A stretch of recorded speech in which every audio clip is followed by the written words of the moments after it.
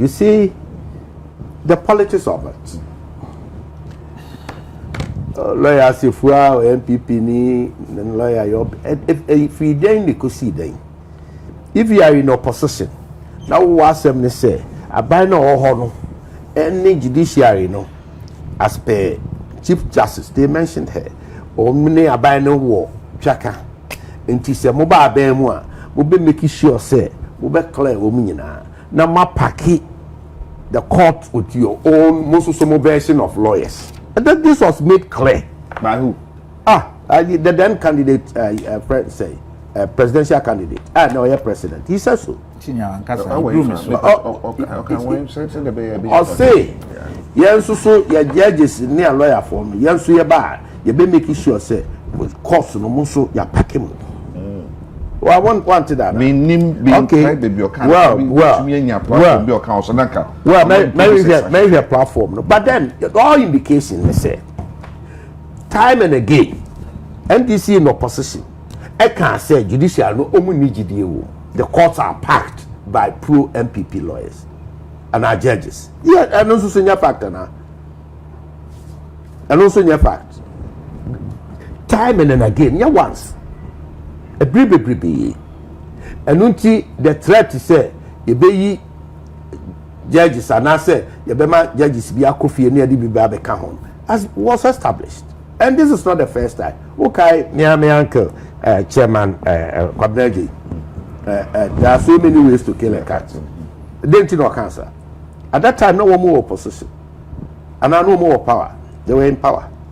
Until now, there was a problem with the judiciary. It was a crime to cleaning the judiciary.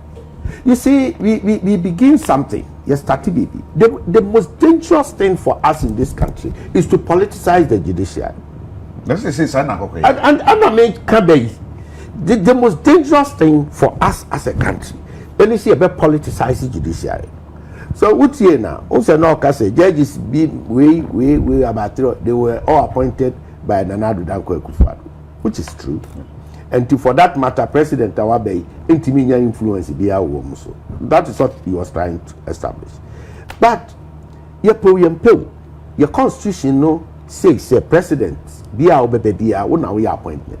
And at any point in time, you will have the opportunity to initiate and also get appointments done. What you say? Yeah. And based on that, you per se the better politics. And I say, when a far we were doing, when a far no into that, therefore, or no way. When Chief Justice or when or idea binance petition call for removal of ECs in the other. President Boy Chairman or said who be a departure from a certain precedent. And no allowable. Allowable. Minka say, what can is ama womanity, but it shows that kind of neutrality. At the he may be wrong, or he may be right. And you want to make it, but at least there have been a departure. And to say, what argue say President Owena appointed as CJ, but why on the contrary to a year, it's a plus for all of us and for the judiciary. Now. The subject matter can was here. Maame no I go through process. Ana osusu se etiti and fa hodie. Ana osusu se niam bi ankoye. She's merely exercising her rights as available. Yes, you enye your ade nyina ho kwanye nyina ne fata. But ono de osusu se fata. Se otusa anamo. Enti aye ne opinion and a right. And Manu nyeni paboni nkuduru bebia, and that is to open the frontiers of the law. And lawyer knows how does law grow. It grow by testing the law. And to the bia, until Buza says it for academic purpose, and at this point it is because law lecturers are listening, they are viewing, they are following. Law students. Likewise, this will be follow no. It may be way by a year. That is the point. If we had a qua, at bedroom, they say, Professor, and I say, lecturer Krabibisa, Asu say, what the same corner war, Supreme Court who are kwan say utimi move higher up to be a biana. It can be a question. Yeah. And then you must give your reasons. And nyama we no sano and the reasoning near the paper. That is how law grows. And to the beer, we may feel so make us timid, but a beer in your man in car that much and let's just say asem sushi a beer no be untested. It is obinya kukudro. Now the cost you know say yes. Nim said the cost ABCD. However, to say me pia come anima e bia de ma bi be fifiri mbeba se me kra na amwa me na e be boa me dachi and obetumi aka che se bi wa ye determine 1877 and na applicable and now judges of today be say sabre no na applicable and na applicable nti ye mfanya adwuma bi. That is how law grows. Nti instead say ye be nu no na ye be dimi ni no as if say why ye bi ade bi a ye musu de ne. We should rather say she has been courageous enough, she has been that forthright enough, at least the contribution apart from so best several bench bar and then the bench throughout and then okotena fie. Yes, why ye bi okotena fie. Bia this last minute and I said the wo emu nyina no debi bia mu mi enukura ni ho. It may pop up and lawyers of that day be review e bi be fa gina so e de akawa asem e de aye defense e bi be gina so e de aye judgment. And we should not rubbish these things off. As we say, asifua lawyer, asifua MP, and the petition call deputy attorney general, and the call may serve under a particular regime, and that regime no mono and a brand day may say, may one of few people, and untine my money huni, and as you say, may go through this. And for bia, Nessika crowd the high lawyer be from baby, and I'm crying be now. Enti yes wo be ye adwuma ma o maamu no abra me penso enti se ne aba me say ya me so me wo pepa se me ba beboa aselo. This is not the first time a friend say obi anya asema or picky lawyer be a known a particular political party. This is not the first time. We know it. But me, I don't need to go in, stretch it, review, and because at the end of the day it serves me no purpose apart from a friend is saying academic purpose, but legal brand is me buy no ye hwe commentary and someone mo party for no carry fa ho say the mo come and baby say na kura mo ka say abako for ba judge ko ho no Supreme Court judge ko and say a friend say chief justice for ho no musu be yina fi wo sa na mkrofo de bi kan na sefo a ena na me bi say ekoba ne say do me ado you huhum no we no so nipa ne nye bibia e betun aka so nipa ne nye bibia but because say you be sin chenti no wono so ye yi na sinche say e ba ne sa politicization o kan ho asem ntina me de we be ye hwe petition bi a ye call election petition na call 2012 petition 2012 election but 2013 no can am ka say abra rule ni e ba no opani o ken kan ye otemafo atuguba mi hu se na professor horo no fa ye asif so no na what ten baby no what see ni gina say o di asem no ade ama the then candidate mahama na ye di just o mo horo papa na ma mi edu baby na fe na me yakakra esan say enyo no kwa do si gina no Supreme Court ni nyina na si gina na ono no gina o manamu e ken kan ye se ye design ya no koso a enye ye kuriya na ye ma ye temuo adwuma no ye bre na se ye se wie so na se de asamo ko ho nso a omu si gina nso a ye kuriya asa aka ho asamo ekoye ma me de a hey ankoye ma me de a ene asamo nko a wonyi sasa ne ma ne ye no ya ma judiciary no wo manu nyamo ya kofom o kwa me bi so. Oh yes, Naka many beji say ka de be ka ho say the second presidential petition and also the year by 2020 and also Supreme Court to see na ewie and also your kro papa your judge for the papa CJ at that time your. So I'm not saying say we no na can person the complete okay but na just what make you point in clear say aso say bibia mu a decision will be taken no won a edi animu ana won e de adwuma na ma won so omunya no say ye do on to apaso ne ehoro won ana me to me the answer is no. Okay, the answer is no. I have told you say ye ne ya na pen ana ya dane bibia politics but and also so constitutionally your constitution one of the major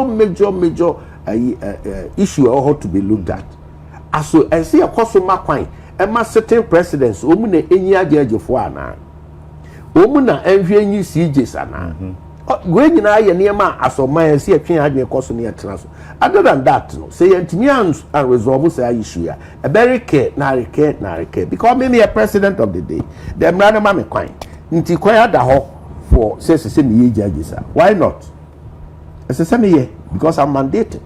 It is a me na no so ye be hu ni say my ye nti me ma ban me party and ma ban for the ma pick woman so we get to know but my culture said it is so dangerous to politicize the judiciary. Okay. You see these three arms here you can't want same day legislature, executive and the judiciary so me no omo de transient legislature name executive transient etwemu akọ na anu bi na me MP member of parliament na me legislator ene me nya biem ene MP tiwe council o MP emre bi beba na onya MP biem sana no obi ye president na no ene onya president biem obi beba na ba enti ye die ye bedi ada nchenchen akopem se wi ase ye ne democracy de be bi e pese de kosi but judiciary de otim enti otim no asese ye make sure say need ye be a sema judiciary de bema but we shouldn't be picking and choosing enye bra me party wa ban mu na me wo control over the executive ho ana me di buo ani need ye bema judiciary na se me kotena nchen a mabuo animtia na just ma twen am na ba we must find a way out there. We must necessarily as a second be also ye sigina ye wo mayim see ya the asemasi ana abentenum ye hyese wo mu na enhwe ye temu so a omakoye ye guan kobia so enunti se me twe adwesi bibi so se bibi si o mayim na abentuguo ba abentuguo ba moment na executive and legislature moment mo yira kra eno de ye anu keke ye de ka say ya dissolve parliament. Okay. Executive sumu ni ho but judiciary de be de na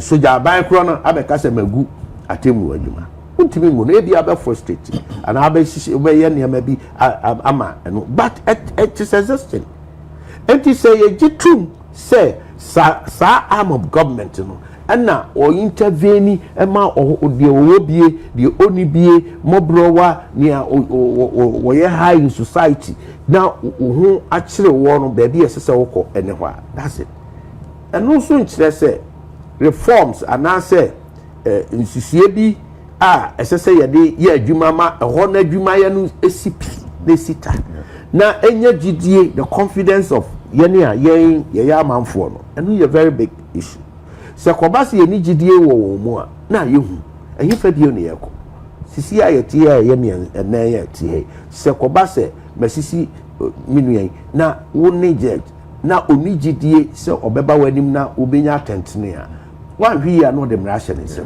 na ne ancestor ye no aye that is where we are drifting towards enti ye momodin ntwaso ne ye make sure say eye den a obi anu obekene bo wonkyire bo nti yenya ne a ebeso onyame ani ebeboa oman kyekire na yeni ankasa ankrankra ne ekuaku ayetu oman mu no yebenyi yebekoso enya asomdue na ya tenase medase ebo mawa banyin really na baby na wo mo ya lawyer for nti be good kasi we be some briefly say you say the entitlement no say obi kwa homgye mu a ese de ija no kwan nti na kwan yesika no ne ndiama no ne sabeka na ebi omba chirichiri mu later ebo ruling na ba yes wo hwe ndiama course wa to say sa rule yi eba yi eye wonwa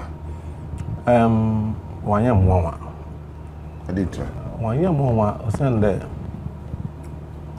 asam ne bae no Ghana fo nyina hu na azekora Ghana fo nyina hu ne nyede na yan constitution order one obiale nye bibiale ntie constitution no wa bra na ya maami na asam no from the petitioning or president war Council of State we establish a prima facie na nkasa so ebeka ya omo responded to the petition. I remember adekumpo osia no onye fe crying there ne response to the petition no odu journalist bi won sem Ghana wa be no do president o pajato makanasa ne response to the queries na and petition no and also no do president o ansana wa babo ntina you know babo ntinu mpo but when do president one na azin no wa babo ntima president mpo openly wa chere na bufu the mass no cordon no nyanjo nti and journalists singing as we are na way the mama better chance no nyina as we MPP journalist a known MPP journalist what discussing in ansana openly why catch stream analysis of ne response na azin nti one tweye but mama kan you there yeah ahwe article we gina do constitutional the provisional constitution we gina do article 146 azidiala constitution chire do se da wuzidu na wo de kada masam no wuzidu pepepe nti se wa constitution no ibiala anya azama wentie constitution no na se wa ko process no yana se we wi a eze ko biala they will look at what your constitution says because we breach constitution abra wa show was we breach constitution and chobaka now Ghana for constitution is the A B C but anye ntina akeda azazi ye mami anye ni we nam de kwanso but bibia nman kofoka MP before one lawyers akase wakase nyina obia nyi okade ye breach the constitution particularly article 146 of the constitution nti ami mu de nchonse do oko menye lawyer BBB ya adwene nchonse do oko na eja ehwe rule of law Ghana because of in democracy nti yes mbra na ezibe yejuma yen nyina ya ajatum two cardinal principles of rule of law only the supremacy of the law baka ya maami na oze them this legal maxim or whatever the law is the law. Is the law, which means supremacy of the law. Not there say Ghana ha and when you want them po a shambrasi and when show be an asi wa Ghana na mo me nyina ya shambrasi it is a chief justice so a cocoa farmer a fisherman no chede say egdo say kopo say awuni na eshembra na ase pepe. The next one is equality before the law. Ochede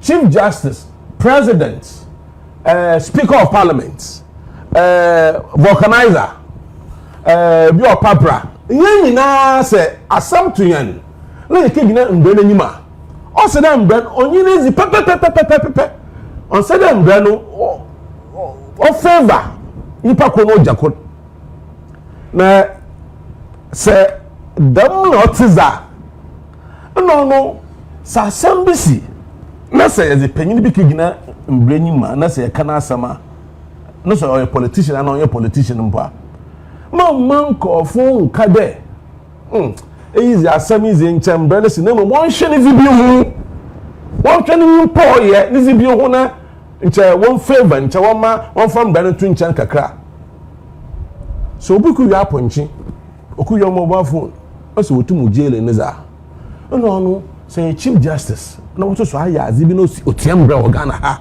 o se dem brele ni uzi pepe ye ntum yam nye mbrele sonku yɛmfa ma obi owia plantain woku wie obi nebro woku wie intum yɛma mbrɛ sonko yankada wo mbranyi na wo so osende akọ do enyin wo bibi abe chief justice abe speaker of parliament nti wo so mbrɛ sonko governor tiza na se constitution ya yɛdi yɛdwumi obiara anya adze ma wente constitution na no tell mami yɛyin na ejin pepepe na ɔyɛ yɛhyɛ case na so na ɔyɛ nkɔfo kada nyo aban na ɔhyɛ wakahye bi na chi na wa petition da wonyin ɔyɛ nkɔfo nyim nyimpa o petition ne no man of Mr. Daniel Ofori no nkɔfo nyim.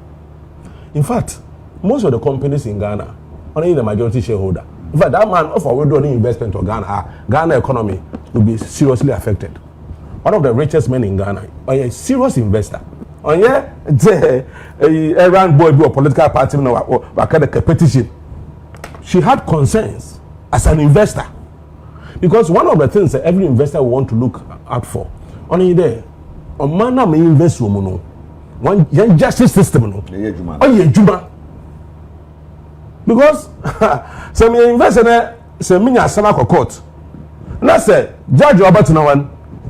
On share as someone man benefit, no mom, about for convincing no with it, Yamaza. No, I should have all the concerns as a citizen.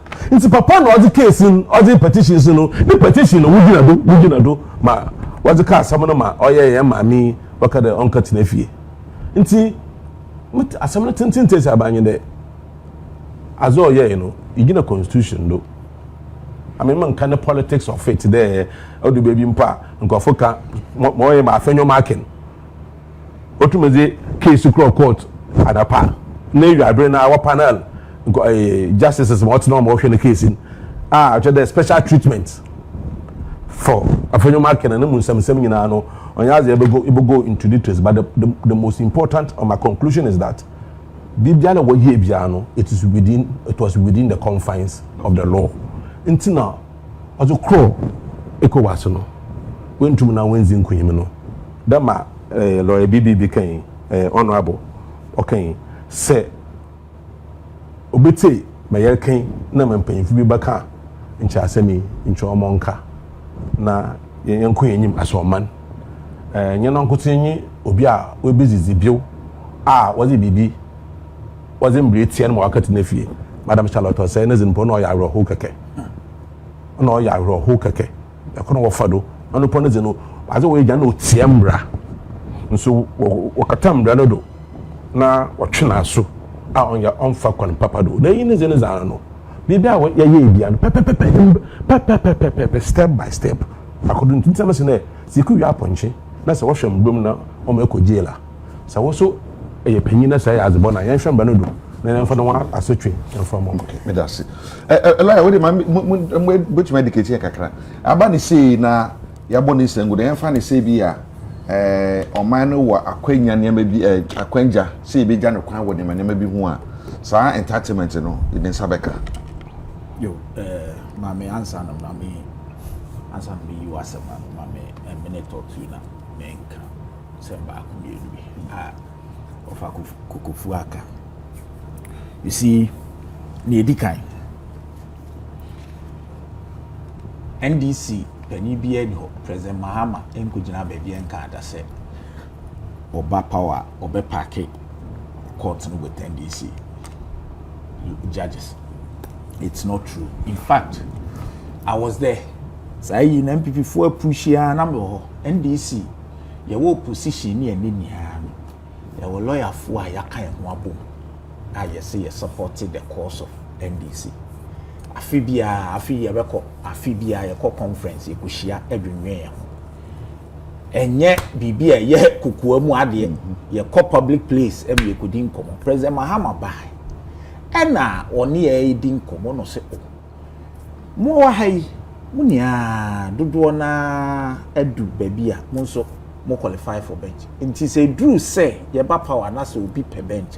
On apply, you have a fund through the process. As a more kind, it is different from say, Obokas over packet. Na in fact, buy near what way chess or biasa. Don't to import yet. That is not the procedure. In fact, at the lower courts, and your president are appointed judges. And at the higher courts, you know what it goes through. The Judicial Council. There's been times, democracy at team there's been times that proposal a free presidency men can't buy a pencil. About Judicial Council, almost shooting it down. It happens. It's a man penny what to me absolutely over to me. I'm sorry, say appoint you be a so that is not true and no ever. You see, NDC, yes, individuals within NDC have said, issues with the judiciary as it was being run at the time. Then we news. You can disagree. We are lawyers. You can disagree with the judiciary. But you see, so did I make yes, any news. You can always disagree with the judiciary. They understand that criticism is part of my decision. Over to me, a critical decision. There's nothing wrong with that. Because any news, and they will so criticize the current judiciary. And some to the extent they be crack overboard, especially my respected senior brother, the minority leader, and some more kafa. But Obiachel. Any news say be because say oh my can near but you see politicizing the judiciary has started that way. Me say the low point pa ba ko say ye kata ye bia ye sero nyankopon body fa che shaloto say asem. It was a bad precedent. Let me see that constitutional body. It was a bad one. Now they say one day we will live to subsequently until abide assasa EC officials be ohobiano no me agitri. It never happened. Conform to Afarijan. Only ni issue only ni adwuma. It will force to your call humani mu to go who be and go bet me use. But say no, let's move on. On the Afarijan we need 2 elections. Kosi se papa no ko but abai bi na appointed no mu ka shaloto say asama ma mu ba power pe an agenda ne shase. It was a low point where and abe esedia da ho won ne ekoso aba enti abai sesa ya pe se ne awo kan obi nso throw petition say Jemen Sanzonko president. But thank God say we have a government and a chief justice I say no. You reset Ghana, you reset judiciary. So I won't fall for this. Meaning say even a party mukra, some people were not happy. But and only a friend resetting in your economy pay. We must desist from near pastor enye. And uti ene yama me Jane men so ye na adwuma. Okoso nso ye na adwuma. Near ware tie yeah, what reason or the reason about the India reason? Yeah, boss my side. What my reason? Until major sir. Send call my reason. Sanya MP4 can na me mean I want address it because in the panel no yeah na dwuma no se major I mean you. And will be no send co ascribe reasons and yes you ni aka. But for now so on kan ti no be the message. Let us see say yeah build your mind. Ye nia na wom say hwe we and no now can asem enyasem say baby a be able to okay send your car charge you no be so charge one charge no e mo no kofi na de we different ni a obi say it was available to her say e brand some start ye na otro ye mama mpani a eno krensi sa dia president Mahama ye no. In fact, ECOWAS court in the cracker. I'm saying brand back Ghana I'm ready and HSS or Mampenima petition answer. Because in determining some ECOWAS decision in determining a prima facie case, it is not a judicial process. Senior Kokofu anymore. Yeah. It's not a judicial process. Until who expect to say right to fair hearing doesn't come in. Now this is what the court said, and so for Yamameno to raise issues about say I didn't know about the petition, the prima facie case was established without my knowledge. For crying out loud, a justice of the Supreme Court, I'm not sure idea. No. Intime mesre. Okay. Say niaya can say say enka or resign ya say me nye adwuma de biwa nke oda so ye former chief justice ne entitlement ya ne sabeka unfortunately now we go through the process ya dismiss no onya entitlement bia no onya entitlement bia you were dismissed enti onya entitled in fact as a former chief justice no constitution no it be my duties be to say council of state member as a chief justice be serve was unqualified pen yes no I say we adwuma na yi wadi enti no no forfeit you see this route it's not the best but here we are. All right, here we are. What for go yeah ayi momranti di bi eco party headquarters na member producer na bo video no obo video di we na me refi on the lawyer for no MPP former attorney general ba kon so kan I could the MPP lawyers no well say oya the lawyers no because there is nothing legally wrong but there is everything morally wrong. Everything morally wrong. Seriously. I go for I say wait NDC. Yes, Adria can go. Say cancel. Let me be you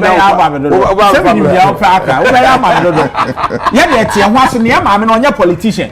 You get the point. Of course, yeah, dear. Ubetumi ayama but your mama on your politician. No, on your former attorney general. On your politician until na okofa lawyer. No, until instead of politician lawyer. Already you criticize you say and go friend me a few days was Supreme Court under your tenure. Now say nya asem a go friend me na as akokofa say lawyer. Yeah. Into legal right. Oh no, it's not right. Legal right or moral right.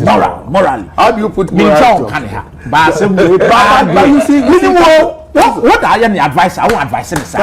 Council, but come to think of it. You see, so we see our politicians. The moment we are out of political office, it is easy to be lawyers. No, dear, when you're politician. And I'm meaning Sabi. Yeah, dear, to me, I it's a Godfrey Dami or free office. When you political or your former attorney general, and your former attorney general, you see, I go to former attorney general. Yes, of course. But then that only want to be lawyers. That does not preclude you. So you only want to be lawyers. Because as lawyers, you said the next case of Western region former attorney general. Nanyim da hwa bonbonchen nti azan nanyim da ho oh you rap ufu no advice you see the point is so clear say anamo amame no tu ye no is it not to help the front no I say the right and of course na human rights no Ghana 10 million the reliefs you know all yeah the next topic but the reliefs are to be Ghana $10 million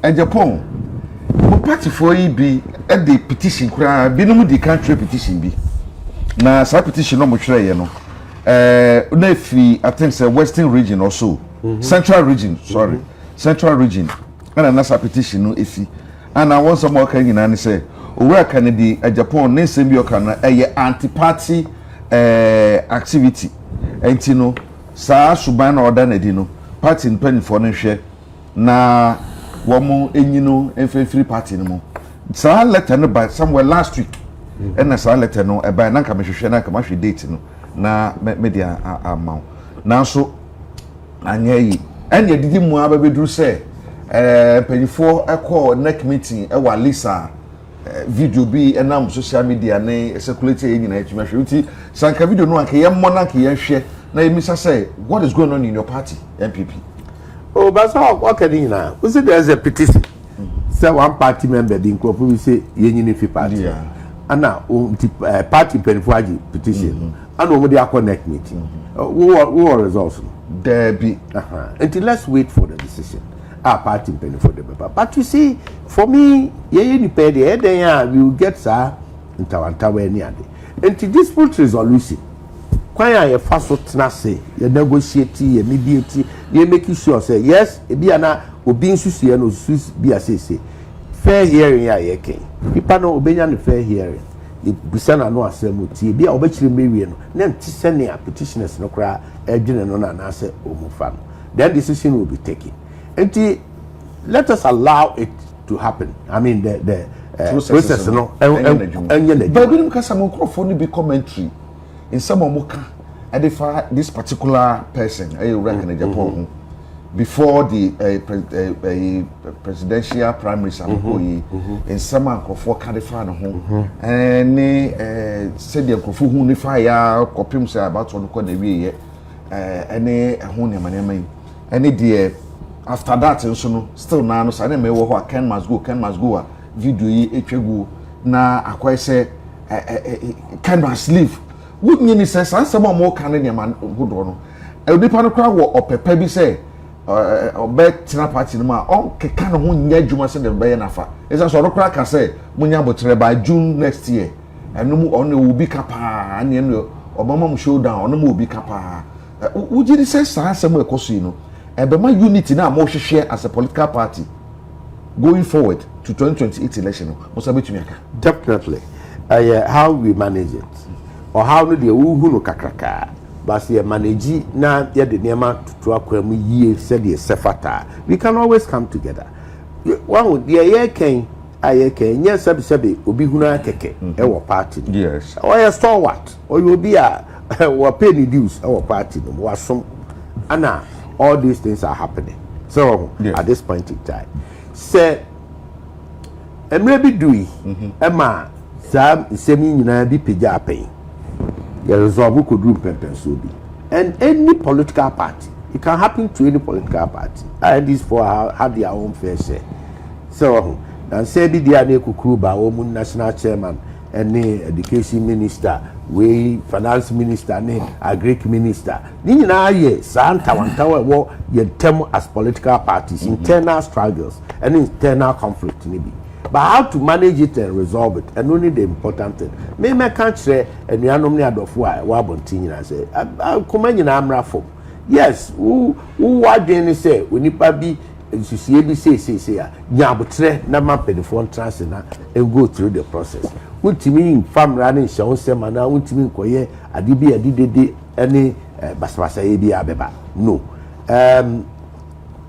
as we speak today ade bechi na mpani trance na bibia resolve na onua na ye move together wow o champion course be there now be so nti enye de bia da na ese ye pushi niema division no will be so but that's what is going on now and I'm saying mo be kabo mu e de akokopre to me na se mo a mo pe dom akopre to me no wudi mu ankasa no raka na de Japan onye ne pekuma wa NPP party no mu obi an mo odu ye pa na obochita fo so na ekoba se bi am party fo bi horo no se wo ye bi da and obi so ye bi de tia na de ne emamu ha na momu no se mo hia dom e de akopre to me na I said in some be who printable to make a crowd with days so na so di pano mo ye ya no oye penny which was a man call megu many more saying super me na obi no I didn't want to be man said person by judgmental yes you see the issues are ongoing obi a petition and uncle for a petition na could impeni for wo mo a wo to me say so mutina semus let us allow it now omun transuna be a baby as a cry na petitioners na some omun kakra maybe ana ntisa na nsuo bi ani enti me my appeal to everybody say tempers must come down and say ajobre wo do party na me nyesho so bi enu wo do party ni chen obi e wo party ye nyina ado ne pe but senior you issues ne bibi fan bi ebe hu from different angles enti mpempi no ye ade anka ye kakra bi betumi atena se ne resolve yetimi jama ne escalate which I regret ade ha me seriously ye mu bi have taken steps say anka ye betu anamon na ntawantaw bi e we yentem bia no ye oba Ashanti regional we've taken some concrete steps nipa bi no ma hom anim afere enum ne ade a members of the clergy ehimfonom ne ade nipa bi wa edidi ye ho nkoma to make sure say the enkebe ya bufu a bitumi apagya ne ma kesi bia ye bebre nas nti at the national level I expect leadership so on do on na be see from seriously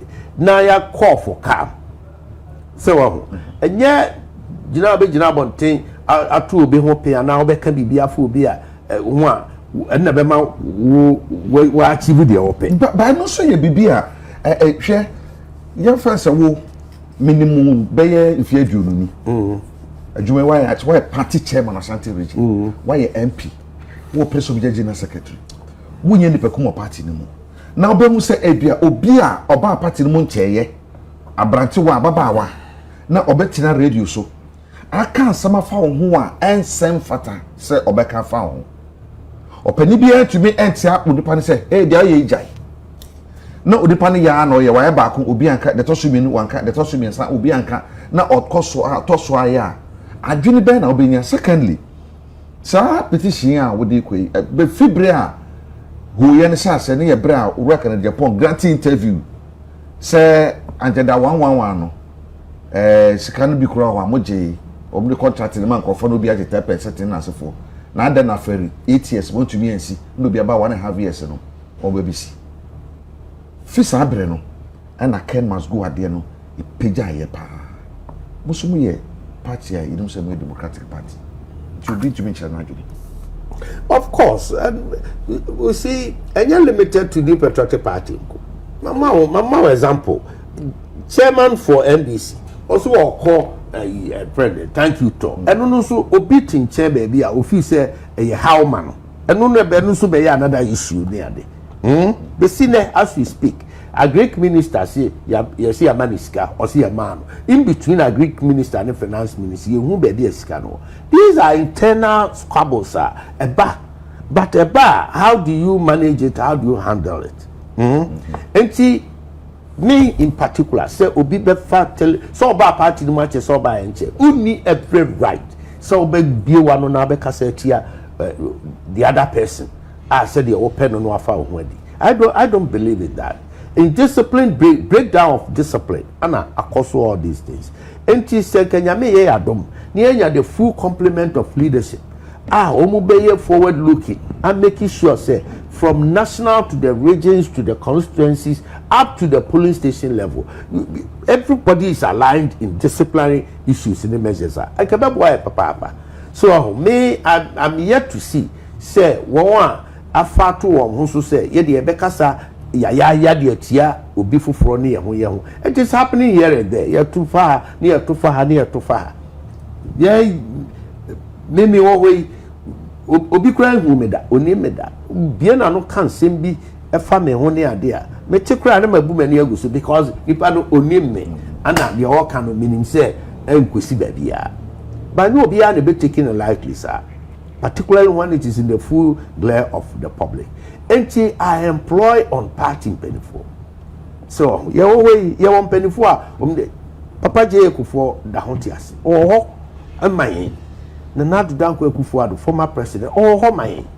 Ye wo sebe himfunum a won nim de akwa nim now buo won members of the clergy.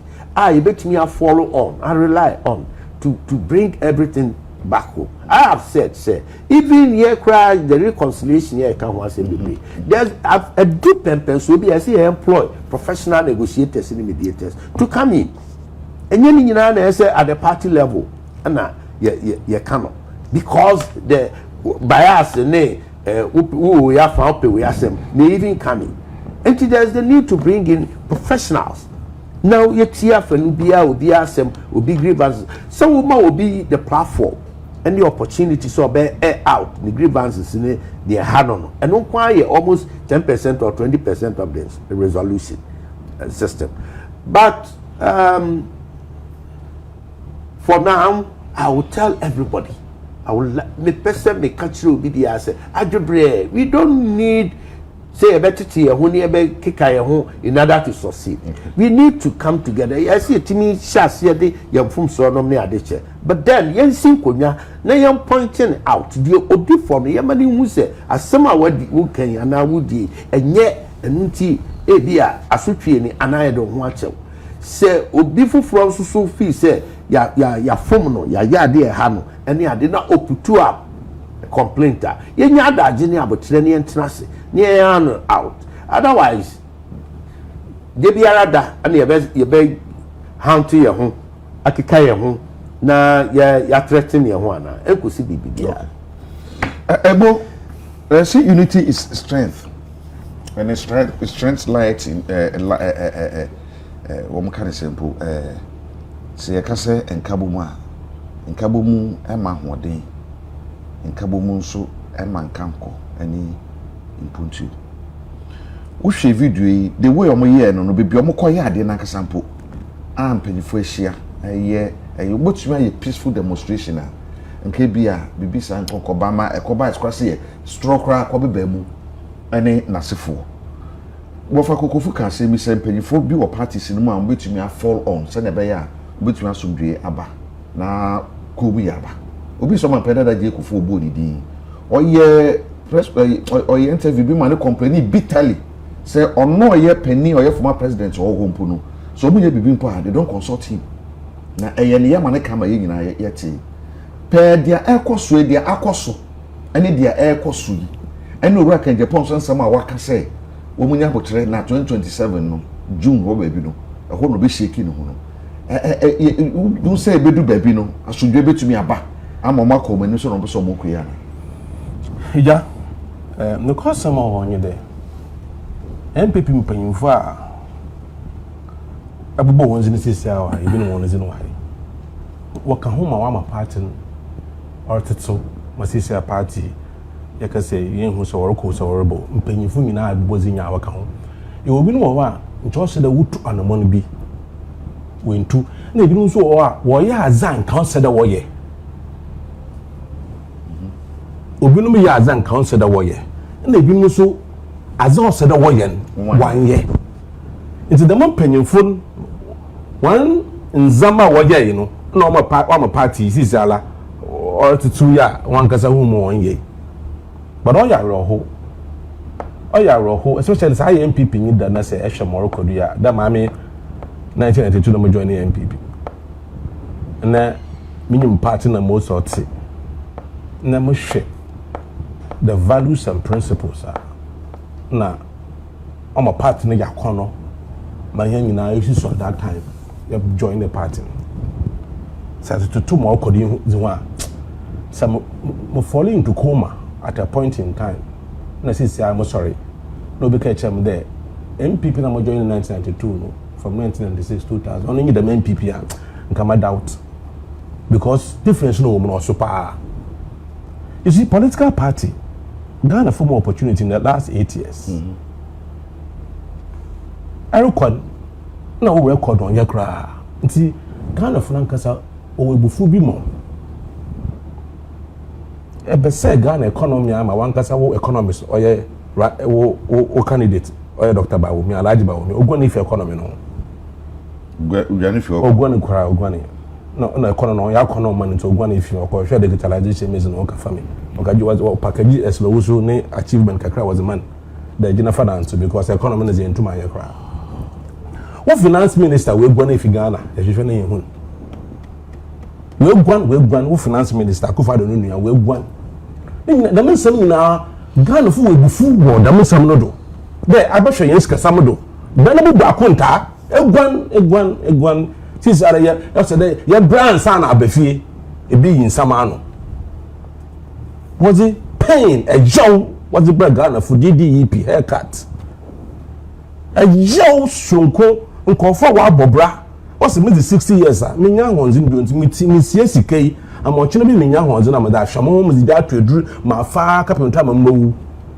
adonso bobo do miske mo do baby mpo bi no mo nyi sika ntweduru owu mo won busuafo nyina pain I the mazi or the mazi in the hall in government problems in opposition so show one behavior in parliament.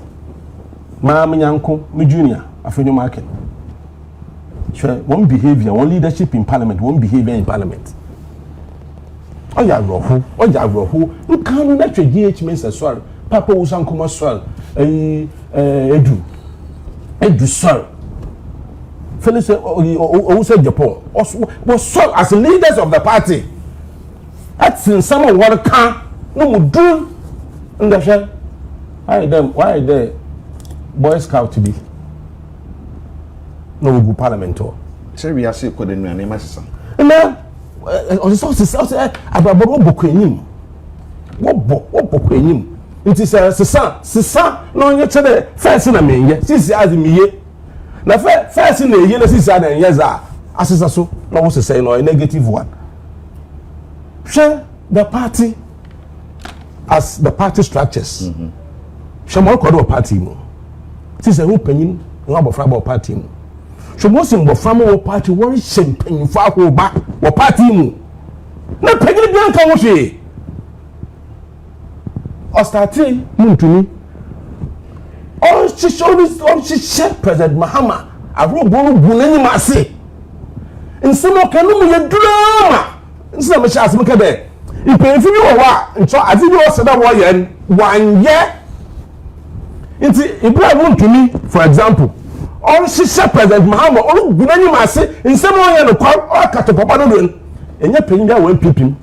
One fra Benton and Kanjara Benton. Jamalian. Young party get them near the chassis.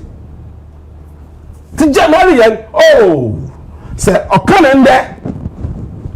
No, Yakudu cannot china, no, Sibiwa, or Cheda, some more paying for all 1 day into who play. Come on, Monday, a small day, maybe there, so young ladies, a small day, they will have swell. You should some more campo, no, oh, yeah, Titi, Shaboy, and na she koka bia we pem ala ya pipi no nya e pegini bia anyi party no mu ai mo ye yo pem there the mo profi wa hihya wo ben na no Dr. Baonye wa hard one say bi ohun say bia sa akoso be de na party ban what you want sa ho ba what say Archbishop Duncan Williams what say na what for poto so what call wa hard one MPP. It has become so lawless, headless. No be a pedal or party no. Until you party them with money no. Or shasen. When your phone was shay or send them all you be no model. Only in there. And the web do that. Party MPP. You made there your tradition. I bet a woman no a party of tradition. Eja. What you are baby you see ya? You've touched the constitution of the party now. That's how you do man. Because a touch of my family people could be into you touch the constitution. Then the MP people got to about when you candidate in the first. And sorry, of course, you see, Razi and Copen. Hey, we candidate and sorry, of course, your party, at the chill party, there's the party now. The Mazin. 1 year with the favor or ya alaji ba wumi more you mpanyi there the ba alaji ba wumi announcement making in your mpo na obodo ni MPP o me ncho difference o wom I mean so man na to party office the man will pay if you won so na wade na ezi na some wa kam wa toma akoma do ntim pa dem join the party nti me ze makasa no pe na odo na me ko join the party na man alaji ni zero until them party na hwehwe and not no Muslim. No, our partner, because that is the tradition of the party. If you buy him, on you last and cray. Kufo, I 96 is because of Great Alliance, on your account or cray. And now Kufo second, on you, Elijah Ali Muhammad. So that's the strength. In Takufado came in also here and not now Muslim. They were not necessarily Muslims were people. One phobia, or Kafo, alien, ho, obey. One will not no until this in party will do. No, on your campaign 98 as I make it. No, your campaign for party will do. Now, I'll call bay. Or 2008 as I mean, no cock of Damo, Hockey, one in the bay. That's the beginning. That was the beginning. And Akufo wanted to be president. But in doing so, no, was set party to a point. But since other party, we can say it is possible to go to Wegu. Hey. What kind of party is that? Only tell a party when you do. What kind of party go to our political power? They will take me no watch. CPP Joe. And see, Subana what the lazy. What you tell me for answer? And my name is Joe Kasani there. Who will know what two or party in party or the party also one don't even my santifo. Once one time and one who use one against each other. And I don't know why they are not smart enough to know that. Akufo don't use them against themselves. Baumbe is using them against themselves. And I don't know why they don't see. Oh my post can be on fufu one. Hey! I'm so nakase e betumi aba say mampani Akufo do use the against wo na then no yeah obetumi gina so there. Bi dia la opare wa party ndia do. So on fan for stretch me say boss on order. First what for so sisala are you free mam yanko are you free. Ten some work must the stretch me say boss for the first time. On no baka there young party baby you know Akan is the president to be. The next president should not be Akan. He was the first president was not Akufo using one started up a statement. A grant interview, joy news, MFAPO. No, that was the beginning. No, so them want you about the watch there. No, we prepare ground to for Alajini who there. Akufo they take control of the party no. Olu bo we so continue to njana. Uti wa. Obviously 8 years, you know after asam ye kan. After hospital was what $500,000. Na we wie many people were Ashanti region because Oko hospital we young people no wadado. Now they nwaza. Papa na use one or maybe no position or boy galam say ma wuntumi or maybe no then we Ashanti region. It's one project and comp so I mean change. Nobody complains. It's a Pajama ba ye Kageta phase 1 8 years into my phase 2 of Ashanti region. Or for you come marketer. For you come of a call market. Pàṣẹ kò fọ́ ṣáàṣì ẹ̀dẹ́ni ní aṣọ bọ́ọ̀lùyẹ lọ́pọ̀ fún kom 8 years we didn't touch it nti wọ́n wọ́n dà A2P waswant ìtúni yẹ̀wò fàtí wọ́n yín lọ́tù mampam sako A2P waswant ta mampam sako A2P waswant ta mampam sako mampam sako A2P waswanta mampam ochede what one was one secret to Jordanka.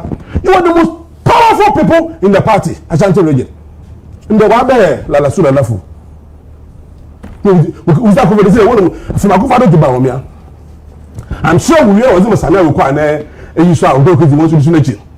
Why should it happen? Because according to the tradition of the party no it's a Akufo the contest Akufo na party is more. It's a dream so. The party is more. And you know that contest, I don't know Jimmy more. No, no, I couldn't buy a year. Subsequently, you contested. We campaign a year 2016. Village better crying and yard and cry. Let's see, Obiara support to them, Allen has support to. That's what we do. As a battle of Allen. What would I find better now? Only to use my party in that. What would I find now? And you don't know about any party. No party that can find better. Only mom, and I go party no one that can find better. You see, Ken thought today, I'd rather leave him on the button with Gina. No, I couldn't. When I'm watching now, the next victim will be Bernard Champion. Hey. Oh, yes, since as a worker, and you are free year, known to me, all from Ashanti region. What's the uncharitable, maybe the president, you know? No other person can be the leader of the party. So they can touch the constitution again. Akufo Ebekaya or touch the constitution. No, to take control over the party. Or the super delegate and the decision. Now constitution has been touched again for Bawumia until Bawumia becomes the president. Bernard Champion will be the next victim because now he thinks he can still stand like Ken stood when Alan left. Now Ken is gone.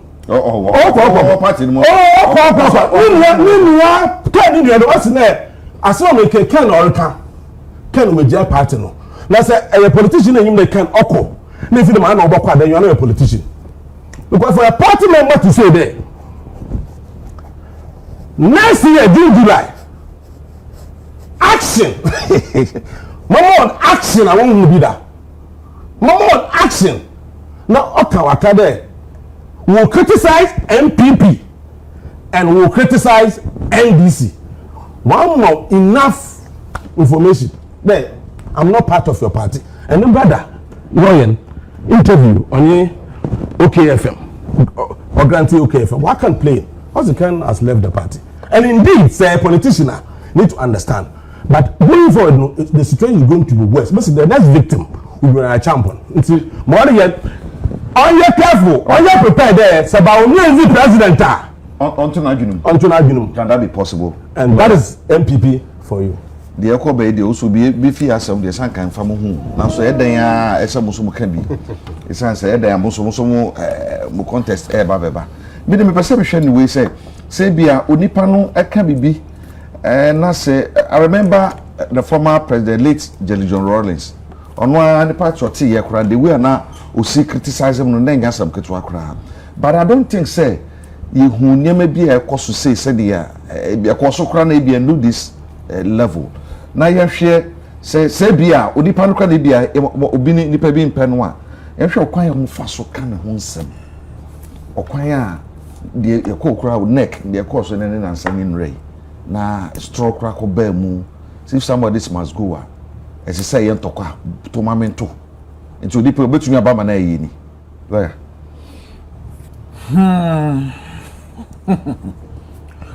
But that's it. Tea and Penfu me, your more party, your media. Oh, Sananka, oh, come on, as play all the men, Nanka, Macao, and work Caniano, and then they were free. And Chairman him say you are Kukufunzu be Hukanian. No, so Edja, and okay, let's put all jokes aside. NPP, na Ghana for nim NPP no, and yen Asasa, I want to be charitable. That's what me Ray came. Share those days. Isusa to say, yes, a minority leader, J.H. Mensah saw a press conference. We did this, President Rollins, no meeting, grow become what in your maker. Sabrina media pluralism, crime might be brave. Look, those times, no, and you've been a shed, I could share them, echo drafting or debate to our thing. Now it is the CMPP, a latest party. And one neba because of sending a non conducting of my and then you but the way to madam for MPP video or got in 2016 year and your chances you will need power. So Fuku and hand your tram say we news on the obvious way cry and chance will be with power. A phone car. There be a sad Tokoya, TV. Yes. And I'm seeing baby I'm a party here doing. Or can them say we there and call now. Polafoku be and the Quabraja Pom. Sabi crab on Modiano. It yate, it yom so pamunipa, on be ready. And all must say. Now, but here, you're a cuckoo now, and young one because many of them coffee be share TV so they radio so. As of the beer car goes through. Okay. Homes rocket. As a man, I will catch up. Monsieur beer car. You want some teddy that we tell beer cows through. We are better cafe. What be else? When I'm coming with TD with the monitor, as I went down.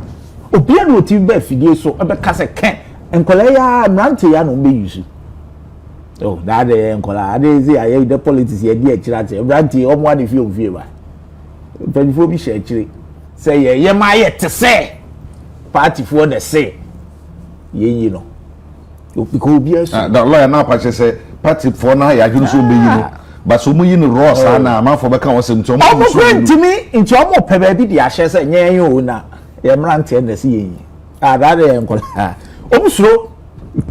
omusuro ken bia me se hwan wo de asemi bias why interview bia kire me obi a wakasa se ken no oduabo eyenyi no pani be na etimi akasa but we call them one musu on say emnante nsem o ko se buhia ya na mo ka kire ene de mo ate e den no musu o ka o e na den so no musu o ntumi nka ye wa kokofu aka bibi nka ideal nka sa na mnim se o pre secretary dey say no be kan say adwobrel if it have adwobrel by firebrand Kennedy o hede Japan honorable Odo we are. Oh, what can some our chroma? What celebrating? Look, okay, Nelson be police for invited no quiet and send be Brian ye MPP Emma Ghana in fact cry about to stand still. Celebrated him. The crama or honas obey Jata. Unia, what are you? And there. I didn't put no ye. Because on this occasion I celebrate him. Because you do baby I see a deal minor, a dear name kind. A chain partisan. Sad dear course to sending Guasia dear we are. With the greatest respect to Honorable are you a free? I'm quite ukumasi. Minim say Honorable Kukufu. So I deal whereby when you want to say no, don't try it because you'll be exposing yourself. Yeah, very dear. After your assembly, say I don't say we near. Say no much show me be that I be him. But me I find some near by a fairy assembly, then I can't kind. Or say, and ye new say ye becker sends me. A brand new 8 years. MPP a man you kono ye rakai. O ma who di ni nara e Ashanti region. You come to power. Abanya restructure we no. A dine kasankasa and confusion and confusion and the fact of the matter and it says a dine kasankasa is you're over 90% complete. Oh yes, a dine that's a fact. Machines in the that's a fact. Report one call for credit or the obit here. It was over 90% complete at nine ankasa within 2 years. Don't forget a dino you see in 2014. By 2016 His Excellency John Mahama Eko na do 90%.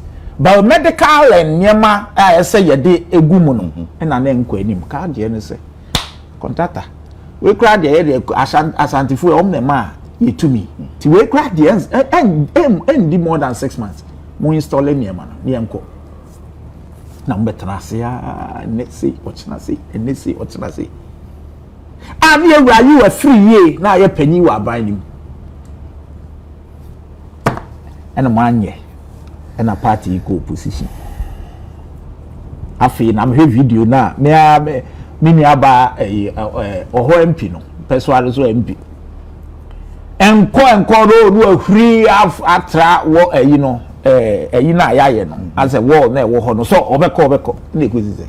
When you 8 years. Say na mo fast anti-forward. Normal.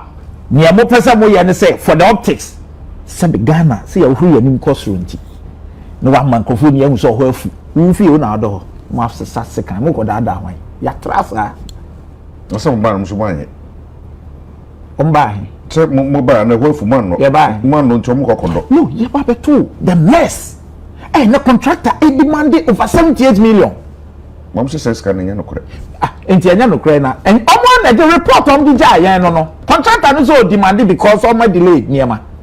That is the demand of the contractor. Yen free so no na contractor need demand we are so. And krata ya beto a omo agitu in fact metie omo former health minister o say yes contractor no demand niema bi. Omo no ne nya adwen. Enti na ade ne eda ho. Enti na ho nkosi sen se yaba ese ya hwe sika ne de yes ade ye beye. But ya me chane say wona ya di ja wa wantimi no. When I call press conference, I call a cameras di wachi, as a Ghana phone and we are seeing and say, oh, the old dream park, oh, now call do. Say, name, we are mark, I am mark, I am koi, one was door. Ashanti Regional Secretary, Communication Director, and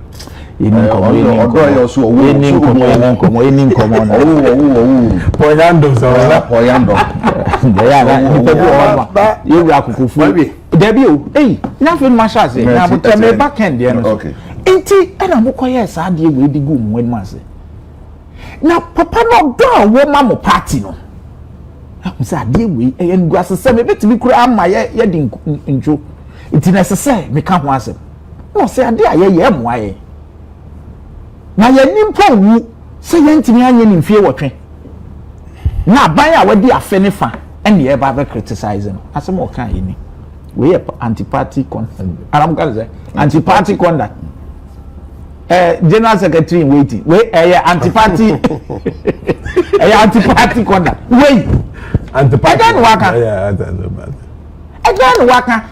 Now, only you quote me on constitution. I'm say on constitution. They say be ending no crime farmer party. No, in the editorial. No crime. And now petition asking as I'm say we editorial to party. So, same way. And now they be invited. You Kennedy, your former presidential aspirant.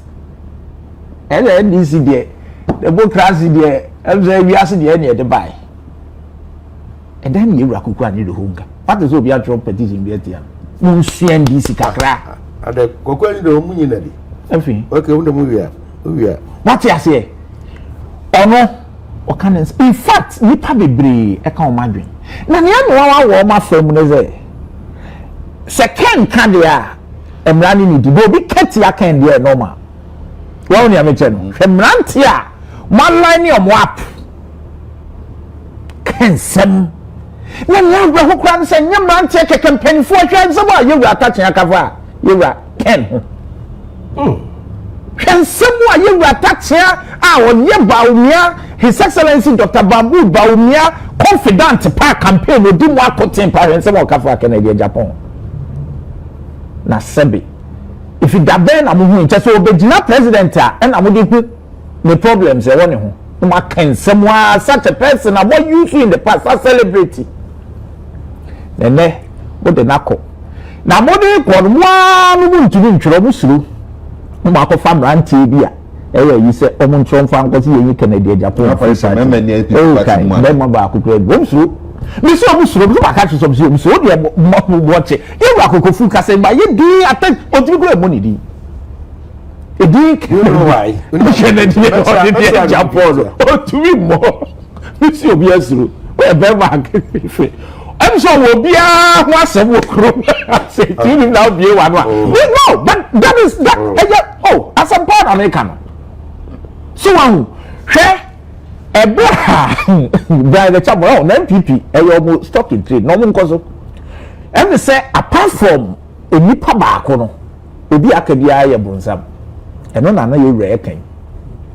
By champion, I will be a new. Young cry any party, near 10 more the boy party, no, or pray was some so good president. What did you see? Even on one impress was we still raging for. And when the man you got Jeff, regional chairman, say, hey, we are Bonia, sir. Okay, we are Bonia, sir. Me fear Hannah Mube Jessica. Kai now fear Roko, with some Mamma Jibi, with some Bejibi, with some Mamma Jibi. Ah, 80. No party, 1% bad Democratic Party, Anna. What do you say? Pamo alarm for him. Party and MPP party, and they watch him. Hey, now they own him. Franto and a base. The Debbie, the base so much of Effie. You man, Effie. MPP. Thank you. Franto's on to your movie. I'm your movie. MPP, sir. Eti near you rather roach and no dijamo no results obi so we kasa say mo so ege party egle party me am bra kwa yi afeben orukwa mufa afeben orukwa mu as e never be aye dui na 2020 ahe fonka afeben be da sama so te no be afeben nti e never be aye dui na se mugu so yes ade na now the yen record na e be chen say emposisi ya yen koye nim near party the Kobeche Bidam Tenum Jama Mononi. Nti ye home. All right. So I'm say Ken who here more. But Ken not 7 notice. I say July. Oh, I mean June, July. Oh, where are they? A wamame.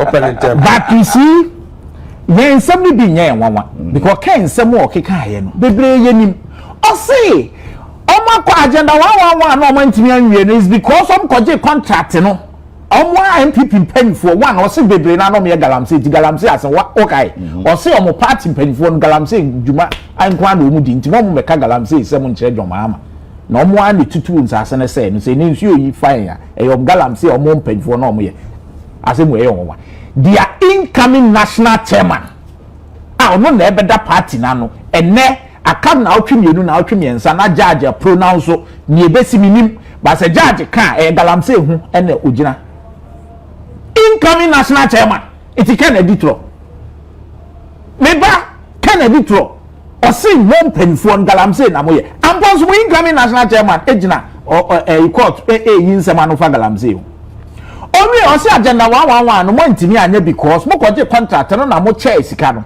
ena mo 10% no mo gi free mu ena mo sa akotonton contract no man krofo ne mo ye Ghana no eka ena oka na asebo ye enye wawa because sometime in March 2025 finance minister was authorized by the president so only audit into agenda 111 project.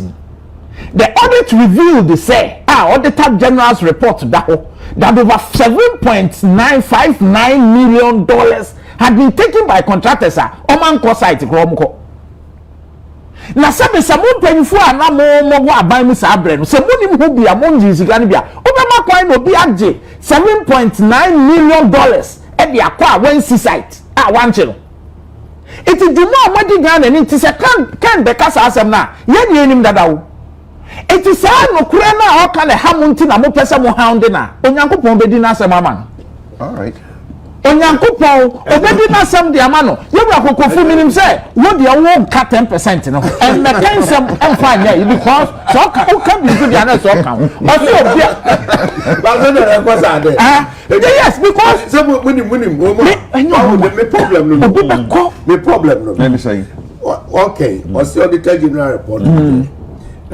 contract obi agi $7.9 million minimum you be say no na you so say no na mo contract no oh asma make minimum amount ni din but minimum a ejiji your contract Yoko is working on that I can tell you authority am I right to contractors ni so then emrani ba na wa buy me tam sika man kwofo na so mo ya adwuma no wotie me you wa hay see you na nsuesi ani but obi a no me die bi me no me die menso no me so no mo die enti ye bo ye ka o ma no nsuo ofie ha they see them ha me no yan ka ho ye no ka 10% listen to me me see nsuesi e gina ana me enu anu nsuo wo me no mo enti me nka ho enti so no mo on ka 10% me bo so you see and someone in the list and someone in the board you said what you say but all can say be I agree with you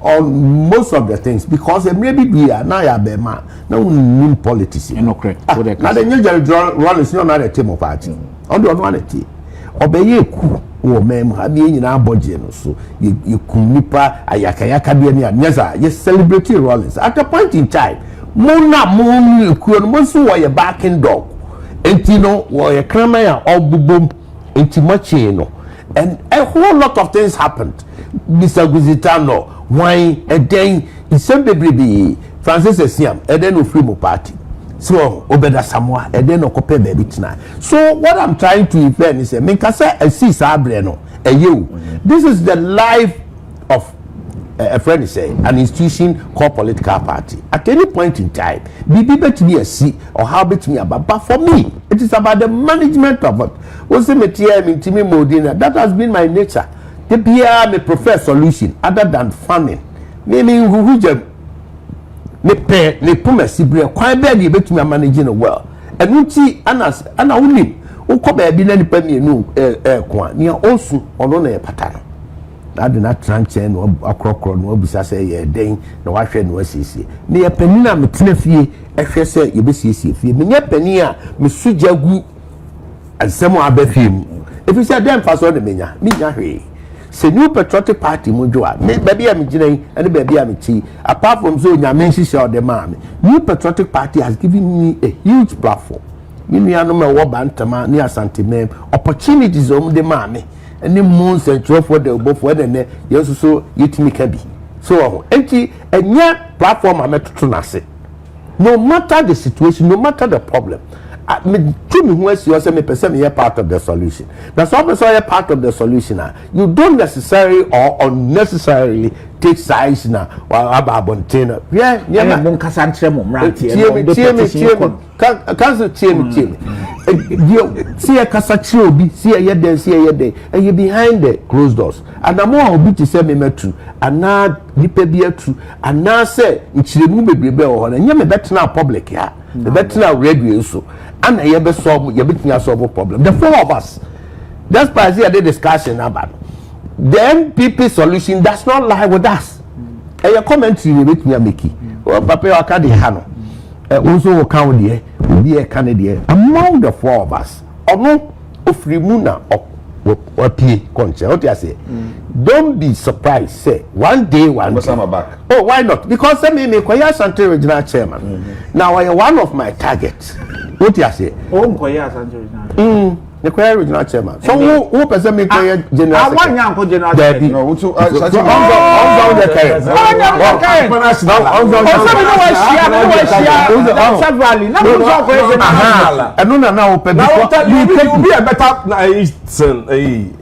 Mamma Kwa Ashanti regional na me wa Ashanti regional about support is doing me Kwa Ashanti regional I will block you never Kumasi. One of my campaigns in the advisors in the day. You see, what the chairman hoping. Oh yeah, Bantama chairman for 2 terms. My Ashanti Regional Reconciliation Committee Secretary. My Ashanti Regional Finance Committee Chairman. Ashanti Regional Elections Committee Secretary. Communicator for over 25 years. My KMA, Government Appointee Finance and Administration Committee Chairman. And I know the nitty-gritties of Ashanti politics. And me are proud of Ashanti politics. It's an incoming chairman for Ashanti region. Council. Are you a free year? Council. When we say a friend say, fees of who's a fees of MP? What's a cracker? Well, never a crash. That answer. I can't now. I caught to one and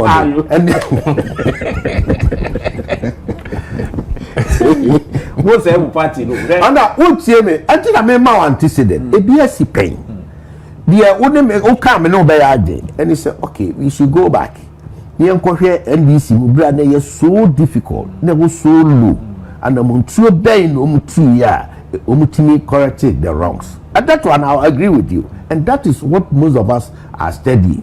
And what that more, and no crash there and say, a young soldier now, won't she ye? Never, when yes, now when is happy.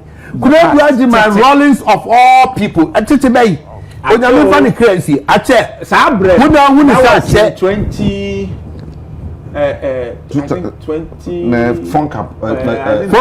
Funka games, you know. 20 right. 208. What do you offer 1901?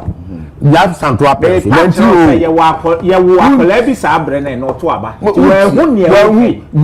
the point. But you cannot discount history. And yes, are the archives in Kuguno. You see, as a timer, Mami could do Ajma Rollins. Sebi onyame to nsafre na odi yawo osu virtually all NDC to the self meka kendi meka kendi ba mfatu unti ama president untie mesi mfatu unti ama president da anya ya mfatu meka kendi mo refer na ma disciplinary committee party no do you support Omuyike? No, I don't support you be ntati akra de free party. I support no me kan wa hawo.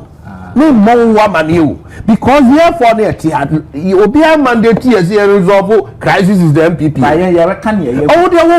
Because it's your opinion. Anna, you are entitled to. Okay. Anna, we may pick something out of the other country. So I don't discount it. But in just taking Can't file decision, a lawyer over represented. now there was your case. This one committee, one account. Oh, won't me. On your case. Additional committee, don't you file lawyer. There be a who here. What name Nasemka? Sir, oh, there be a sick representing. Oh, me Kujano, na me represent. Why not? Say, well, Sikime legal. Do you see anything wrong with Ken your kind? Ade. Say or say afari near moye no eyenyatrum near them. No, but you see, what you? What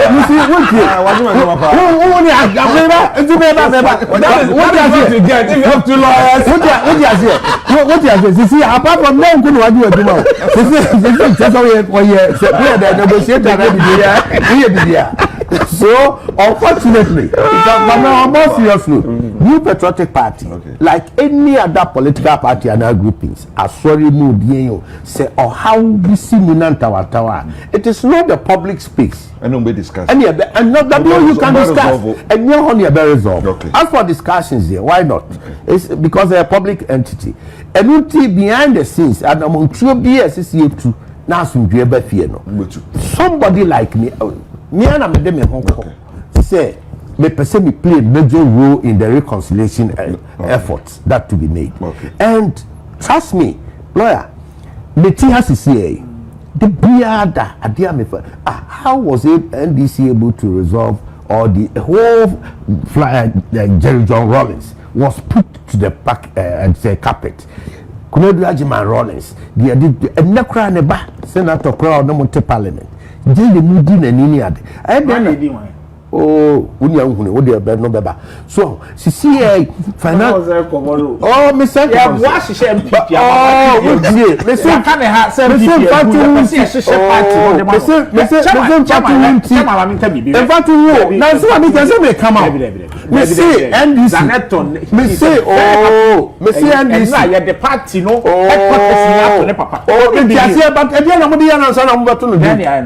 Listen what you're backing dog. Listen what you're cramming your boom. Yes, of course. This is maybe my one day my na can you tell me uncle? Oh, now yeah, nobody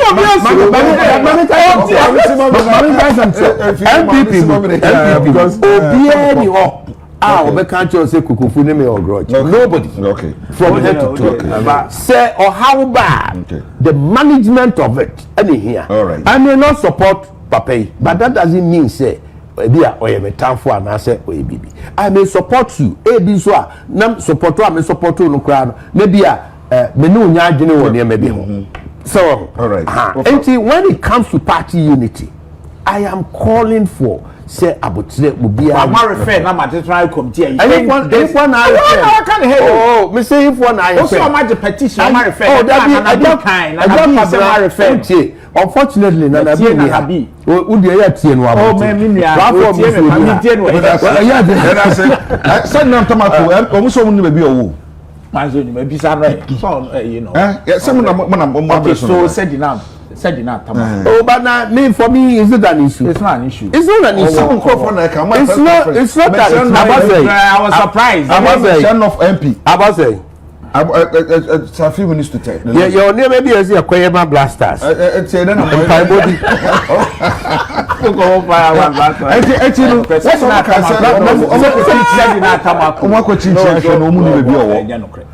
You see, when Timmy Crunch, baby, or ten.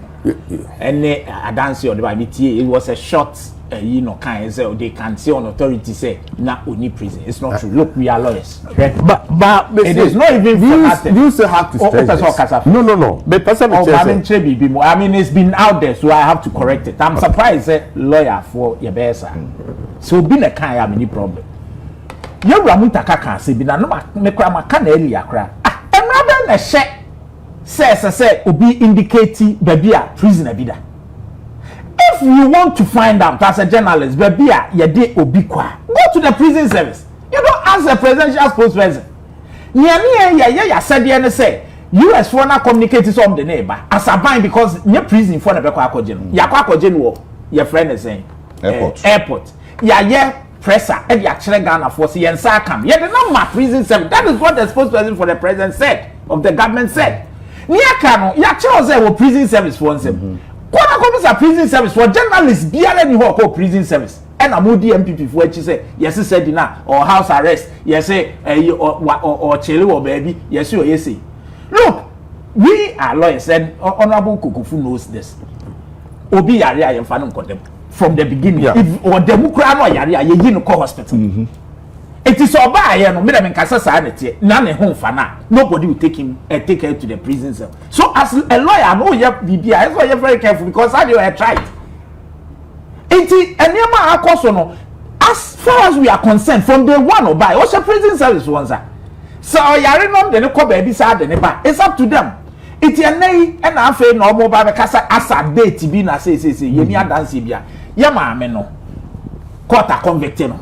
As far as a state ye concern no obeserve ne term or was certain rights in law ye lawyers ye nim so ye nim so there is a pending appeal the lawyers ye ho adwuma omo ye na ye yi a ye ono it to her benefit senya ye wura kokofu aka say chief justice e wo ho kwan say ese so ye or expanding the frontiers of the law so ma me itimi ye of course because ye nim say as of right no appeal 3 months and na court in so your friends saying time na pa leave of court and also 3 months 6 months ni niamu no or chere court say and maybe because on file appeal no in 2024 and that must be placed on record sometime in May 2024 notice of appeal they filed it but now attorney general at the time no SMAMini ni ho no need a right to appeal that went on and off and a court said she can and they only filed the submissions sometime in February 2025. Coincidentally, can cut that details. No, it's important. It's still a court process. No, would dear, and you say you may no pay any attention in MP Abonti and coming Casa becoming himself a professional job, Nasi. But a bit of out of mischief because our press conference. If you are saying, say, in quote, out of mischief, do you give it oxygen? No, we need to expose him. No, because we are lawyer. Ni now him say, what's the Konkobisa? We didn't share program. No. And he insisted, so no, it's for the information minister to disclose. Now I'm saying, your friend is saying, and someone you're shaking no cite a particular case we say by US or no, I'm saying no, go and check. It wasn't the state and the say no person who be down prisons in the idea. It is the prison service now we call check. Prison service look at the way he put it. Intelligence. No sweeping statement. Intelligence. You are saying that right? Intelligence. Party NDC is being signed. No, sorry you. You see, when him said that to be mobile power, but this is not 2020. No. 16, 2021. I'm surprised. What's the party? And now because a minority, so be a print. Offer, or can say be say when you're more intelligent, say, or better look at crab, you know, my nephew, woman, and money or almost the Sana case circle.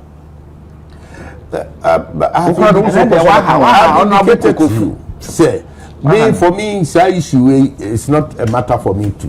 Okay. So let your processing taking a course. Now you share how it goes. Because you see, honestly, anyway, I rest my case. Okay. Oh no, I'm say party. Sorry. Minority. Oh, now can be David. Yeah, minority.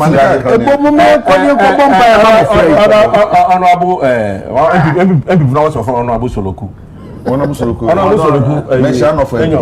Soloku. Say our press conference be ya. Your press conference check no forata. But ombra. Asema pesa kan. Na omi yin samano. Mamize wanyina abagana. But I didn't as a cook or a prison. Keroforata, who found the for Keroforata? Your press conference, your own intelligence.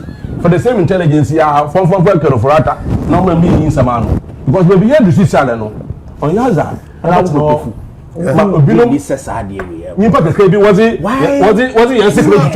No, you see, Ken has some okay. We have discussed it somewhere.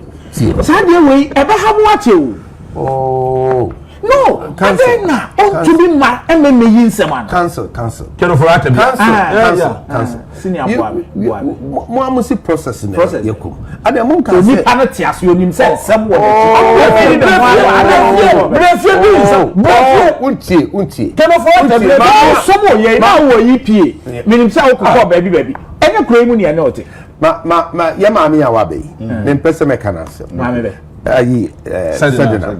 Ayi ono ane pe no de sori no bai. No, eventually Osakambe. Oh, the record show. No, almost started proceedings. But eventually the record I know. Time ben na ne here no.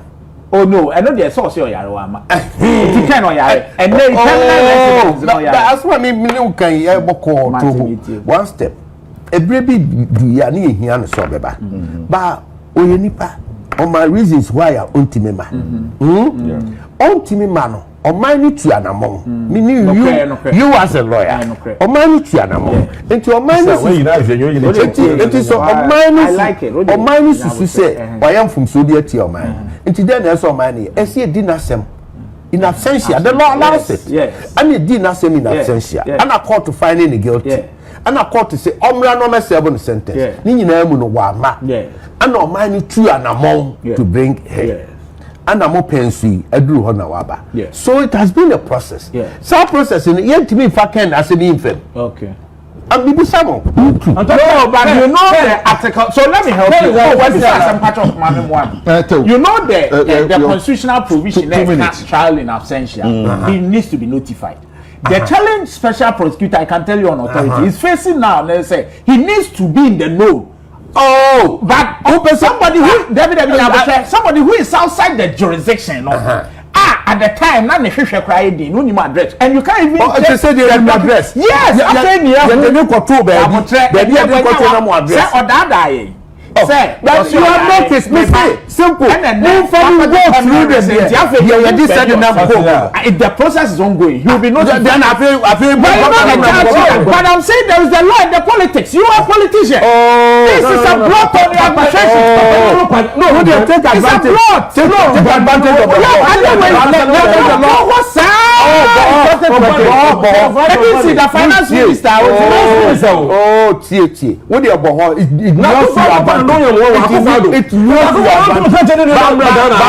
Legally. And then the month fast. He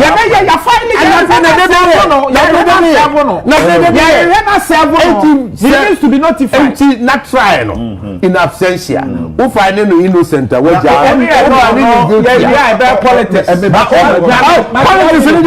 Should that be the case? The finance minister. Finance minister.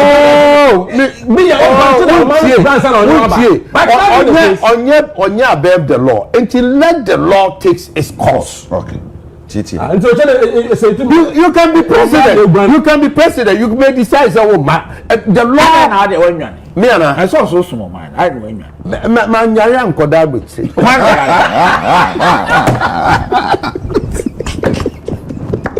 Honorable Henry, come back.